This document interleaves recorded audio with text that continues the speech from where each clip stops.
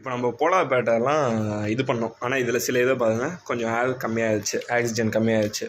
இதெல்லாம் பார்த்திங்கன்னா கொஞ்சம் ஆக்சிஜன் கம்மியாகிடுச்சு. இதெல்லாம் பார்த்திங்கன்னா உங்களுக்கே தெரியும். இதெல்லாம் நல்லா இருக்குது. ஆனால் இதில் ஒன்று வந்து தண்ணி லீக் ஆகுது. உங்களுக்கு இந்த பக்கம் பார்த்திங்கன்னா தெரியும், கொஞ்சம் கொஞ்சமாக சொட்டுது. நீங்கள் போலார் பேட்டு சிச்சிலெட் வெரைட்டிஸ் எல்லாம் நீங்கள் பேக் பண்ணும்போது கேர்ஃபுல்லாக பேக் பண்ணணும். நீங்கள் வந்து முடிச்சதுக்கப்புறம் ஒரு டைம் ரீசெக் பண்ணி பார்க்கணும்.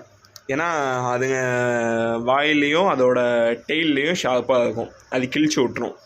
அதனால் நீங்கள் எப்போவுமே கொஞ்சம் கேர்ஃபுல்லாக பண்ணால் தான். பார்சல் கொடுக்கும் 1000 ரூபா கிடைக்கிது, இல்லைனா 500 கிடைக்கிது அப்படின்னு நம்ம பார்த்துட்டு இது பண்ணக்கூடாது.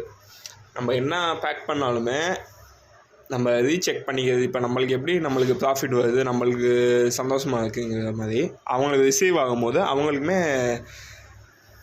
சந்தோஷமாக இருக்கணும்.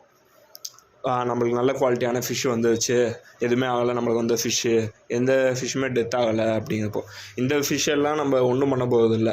இது நல்லா இருக்குது, பேக்கிங் எல்லாம் நல்லா இருக்குது. இது வந்து ஆக்சிஜன் கம்மியாகிடுச்சு. இதை ஓப்பன் பண்ணிட்டு திருப்பி ஆக்சிஜன் ஃபில் பண்ணணும்.